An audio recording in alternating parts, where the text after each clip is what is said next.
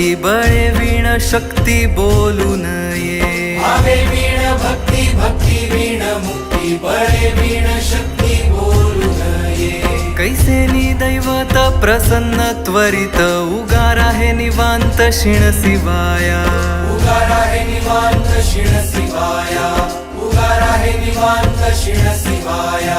सायास करीसी प्रपंच दिननिशी हरिसी न भजसी कोण्या गुणे. हरिसी न भजसी कोण्या गुणे. हरिसी न भजसी कोण्या गुणे.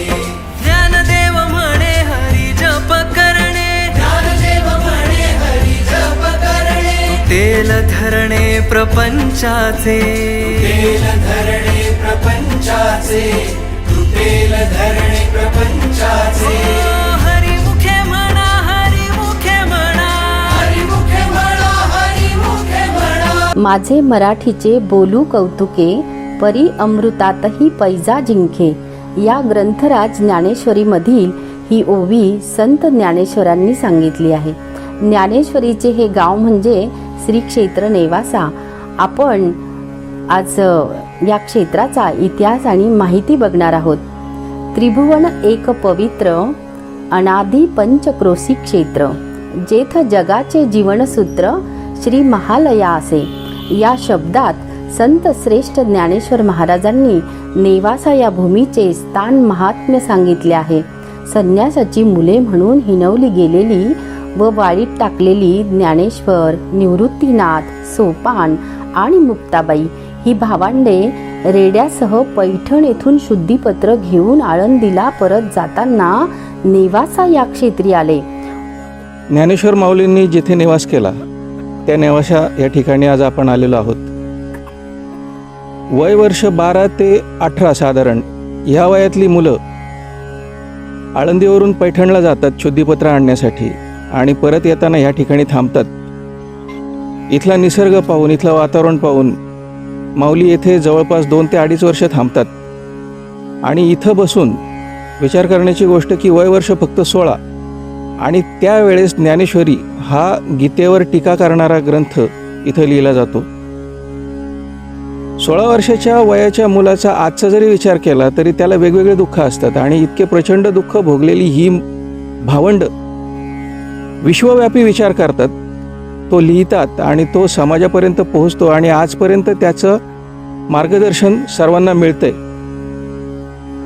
इतकी दुःख भोगल्यानंतरही जी छोटी छोटी मुलं विश्वाचा विचार करतात, जो जे वांछील तो ते लाहो, इतपत ज्या पद्धतीने मोठा विचार केला जातो अशा या नेवाशामध्ये आपण आलेलो आहोत. उत्तर वाहिनी प्रवरा नदी आणि रम्य अशी वनराई पाहून मोहित झालेल्या या भावंडांनी नेवासा येथे सुमारे 2.5 वर्षे मुक्काम केला. हा काळ होता शके 1212 म्हणजेच इसवी सन 1290. प्रवरामाईच्या किनाऱ्यावर करवीरेश्वराचे म्हणजेच महादेवाचे एक मंदिर होते. या ठिकाणी आपण आपले संत ज्ञानेश्वर माऊली जे आहेत त्या 750 वर्षापूर्वी त्यांनी याच ठिकाणी या पैस खांबाला टेकून ज्ञानेश्वरी लिहिली होती. भावार्थ टिपिका जे आहे त्याच्यावर त्यांनी ज्ञानेश्वरी म्हणजे आपल्या भगवद्गीतेवरती भाष्य केलं होतं. ज्या खांबाला टेकून ज्ञानेश्वर महाराज भावार्थ गीता सांगण्यासाठी बसावयाचे, तो खांब मात्र त्यांच्या स्पर्शाने अजरामर झालेला आहे. त्याच खांबाच्या भोवती आज भव्य मंदिर बांधलेले आपणास पाहावयास मिळते. मंदिरासाठी खांब उभे केले जातात हे आपण सर्वत्र पाहतो, पण जगामध्ये हे एकमेव ठिकाण आहे की येथे खांबासाठी मंदिर उभे आहे. सन 1939 मध्ये वैकुंठवासी हरिभक्तपरायण गुरुवर्य बन्सी महाराज तांबे यांनी त्यांचे गुरु सोनोपंत तथा मामासाहेब दांडेकर यांच्या मार्गदर्शनाखाली या करवीरेश्वर मंदिराचा जीर्णोद्धार केला आणि या मंदिराला पैस खांब मंदिर अथवा ज्ञानेश्वरी रचनास्थान म्हणून नावारूपाला आणले.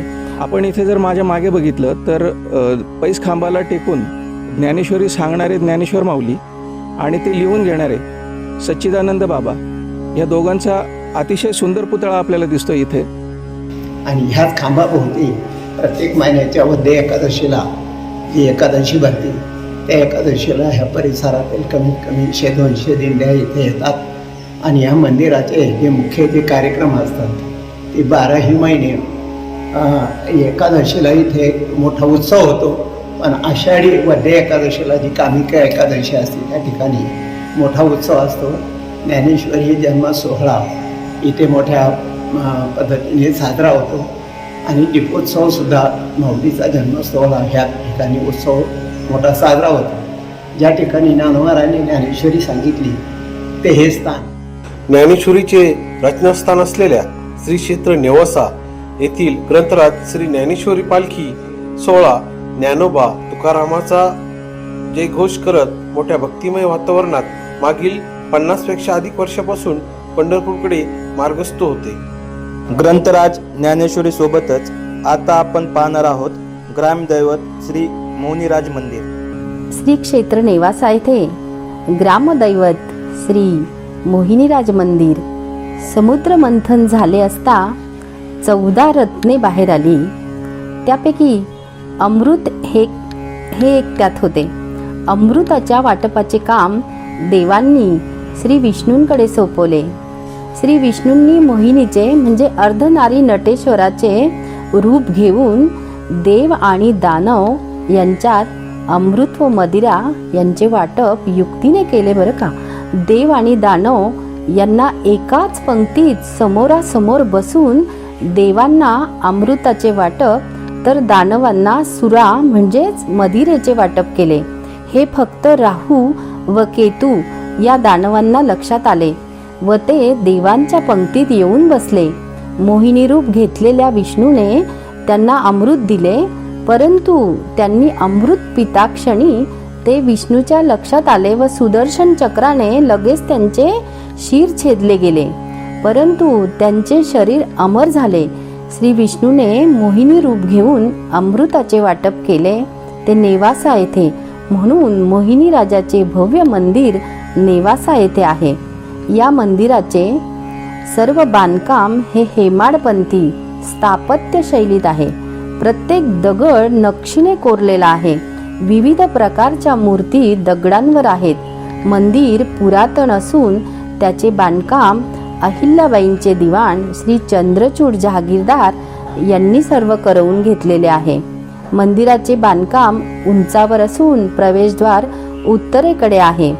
प्रवेशद्वारावर भालदार चोपदारांच्या मूर्ती असून सभा मंडपामध्ये प्रवेश केल्यावर पूर्वेकडे तोंड केलेले असता भव्य गाभाऱ्यामध्ये उंच सिंहासनावर शंख चक्र गदा अमृताची कुपी, नाकात नथ, कमरेला कंबरपट्टा, डोक्यावर मुकुट, पायात तोडे व पितांबर परिधान केलेली 4.5 फूट उंचीची भव्य श्री मोहिनीराजाची मूर्ती आपल्याला दृष्टीस पडते.